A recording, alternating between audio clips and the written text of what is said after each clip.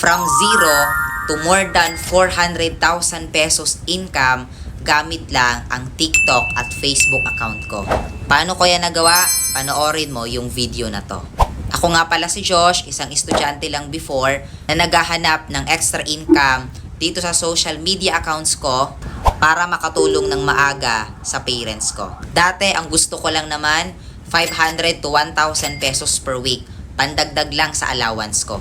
Not knowing na pwede pa pala akong kumita ng mas malaki dito sa Online Business Academy. Kala ko scam kasi para siyang too good to be true. Kikita ka ng 20 to 50,000 pesos sa pagka-copy and paste.